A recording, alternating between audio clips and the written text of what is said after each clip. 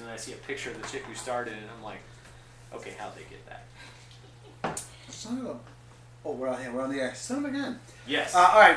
You got anything for us politically? Because I really don't care. Look, there's a whole bunch going on. How could you care when you look like that? Well, how can you care? Because frankly, I'm thinking that our next show will be political. Well, let's just go ahead and But we're not going to choose our sides. What I want is an honest analysis of what we think the results of the election are coming up, because it's going to be the very next day. Because we're doing the show on the 1st of November, and the very next day is the election. So I want everybody thinking about how we think the political landscape is going to change, or will we be surprised, and will it actually change very little? Well, you're going to have to do us a favor and tell us which races you want us to predict. Any race. Okay, all right. Then we'll you pick your own, any race you want to predict. That's fine. Go across country, stick with local stuff. Play Try the and have race some card. local stuff, though. Sure. Some Play local the race races. card. You know, will Alvin Green finally defeat Jim DeMint? That sort of thing. Actually, the Green Party candidate has more of a percentage of the vote than Alvin Green does. But Jim DeMint's not even campaigning. No, he's not. He is for other people. Yeah, he's campaigning. He's campaigning for other people. He doesn't even need to be in a campaign. He's got like, God, this is so easy. Yeah, well, I mean, the Green Party guy on his radio ads is calling him a radical extremist. The Green Party is calling him I'm just saying, he's calling him a radical extremist. I just find that absolutely fascinating. I do too. It's a hypocrisy. Well, but that's the order of the day. Well, you try and scare your base into getting up, because that's the big problem the Democrats have. Is will their base show up? And right now, I don't think so. Well, right now they're showing some stirring, but not enough. Sure. Because the other side is just so whipped up that a lot of them are going to stay home. There's no point even bothering. Well, I think the youth vote's not going to show up this time either. Even if the Republicans win big, this is the Republicans' last chance. Oh, they if they win and they take control, if they don't produce, if they don't do what they say, I don't know what's going to happen to the whole system. Is going to melt down, and the Tea Party may rise up and be the There's two points to that, though. First of all, the Republicans who get into office have to be clear about not only what they're going to do, but what they're actually capable of doing. You know, you can't repeal Obamacare. Not while he's still the president. But you can't defund it. You can defund it, and you better get out every day and say, look, or here's modify the budget line. Or modify it. Don't forget. I mean, if he vetoes any of that and brings the federal government to a grinding halt, it's already been proven in the past that the voters will blame the president for it, not Congress. Oh, yeah. Because remember, that happened with Bush 41. Right. Yes. And when he said, okay, I'm drawing the line, I'm going to veto this, because he felt it was an irresponsible budget, and the country blamed him. Yeah, but the thing is, if the new Congress does not produce and does not do what they say they're going to do, I mean, I just think everybody's going to be out. I think they're going to wipe the slate. It'll be the end of the Republican Party. It will be. I think you're looking at a potential third party. You're going to see the rise of either the I mean, this is their last chance. Or the Libertarian Party. The Tea Party's not organized. The Republicans have 2 years. If they win, they have 2 years, and that's it. Otherwise, they're finished. It's very true. And not only that, but these last 2 years, or these next 2 years, not only are a huge test for the Republican Party, but Congress in general. It's Congress in general, and it's also President Obama. But I think the major point to this, the shift that people are looking at, this is a referendum on Barack Obama. And I said kidding. I said it before, and I'm going to say it again. I think Barack Obama, and I have to take credit for beating Rush Limbaugh to the punch on this one. I think Barack Obama is praying for a Republican sweep in the Congress. Yeah, that takes the pressure off. Well, yeah, and there's because the Rolling Stone. He can then move to the center. Well, no, he's not going. He's not going anywhere near the center. That was Clinton's genius, was moving towards the center when he lost control of Congress. That was the center. That was his genius. Yes, he was able. Well, see, I don't think Obama could do that. I think he's too ideological. He won't. You're right. Slick Willie is a whole different animal from Barack Obama. He was in there for him. Clinton was pragmatic. Obama is not. No, and he is almost a purely ideological being. And so when you look at Barack Obama, he's not going anywhere near the center.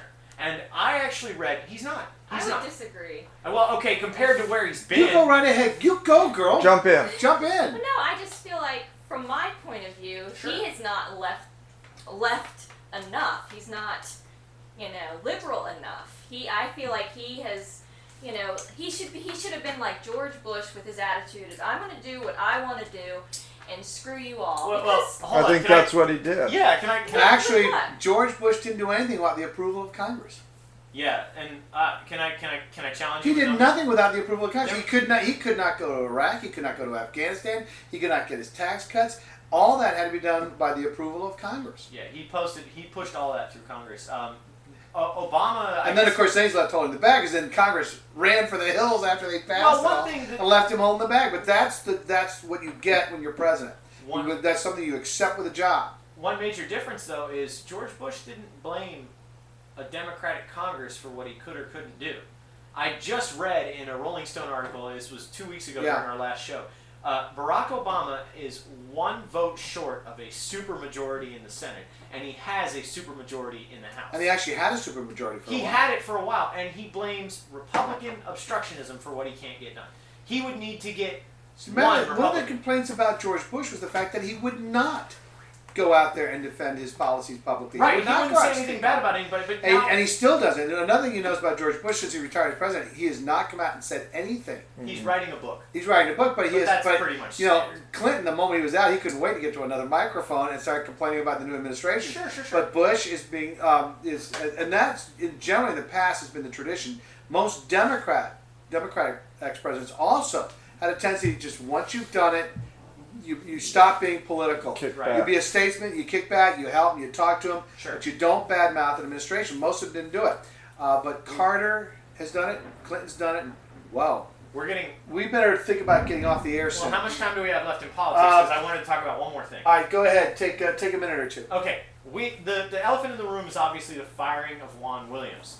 Oh, God, yeah. I op-eded on that. Now, I'm sure you did, and I read your op-ed. I thought it was very good. And, well, you're welcome. It's the best piece of journalism by a lesbian alien I think I've ever read. Thank you. Who's Butch?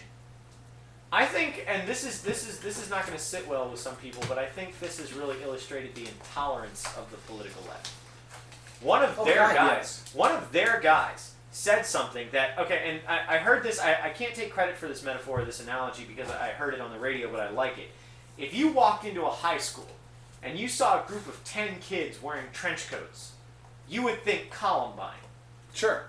If you walked down to the border and you saw a bunch of guys running across the border carrying large bags, carrying automatic weapons, you would think Mexican drug cartel. Yes. Okay, now, doesn't mean they are, but I would think. No. Whether we want to own up to this or not, most of the airline hijackings and airborne-related, I guess you could say, terrorism in the past... Get ready to walk out. ...ever have been committed by Muslims. Here's where I differ with Juan Williams. Yeah. Those guys were all dressed in civilian garb. Yeah, they were. Richard Reed and Richard Reed, the shoe bomber, the 9/11 guys, they were all wearing regular civilian clothes. So somebody in traditional Muslim dress, but it's difficult to identify people's faith without them wearing, you know. It wasn't just the garb, though. If you listen to what Juan Williams said, it wasn't just the garb. He said displaying an attitude of that my primary identity is as a Muslim and nothing else. Right. He said, that makes me nervous. Well, didn't we have a case, and I'm getting on the He didn't say that makes me and the radio station nervous. Right. No. Well, it just makes me nervous. I think ever since Juan Williams defended Rush Limbaugh for Barack the Magic Negro, I think Juan Williams has kind of had a little bit of a target on his back. Oh, they've been trying to get rid of him for years. And the fact that he goes on Fox News. That's what they got him for. What? Bob Beckel goes on Fox News, Juan Williams goes on Fox News, Geraldo Bob Rivera, Beckel's now with NPR. All these progressives go on Fox News, whereas Fox News is supposedly a solely one-sided And they'll tell you it's a good place to go. They're treated well there. Absolutely, because they're invited into debate. Michael Moore was on Sean Hannity. Sure. When was the last time? When was the last time you saw Glenn Beck on Keith Olbermann? You won't. The only time you see him is there's only much time for James Thurber. Right, I know. But I use that, you know, certain situations... I love picking on it, yeah. Certain situations key up in your mind certain events. And for Juan Williams to say that I get anxious seeing people praying for the safety of the flight that are dressed in Muslim garb, how far-fetched is that really when most of the terrorism that's happened on airline flights in the past, 100 years or so since flight has been related to... I mean, if you start looking recently, it's definitely been related to the Middle East.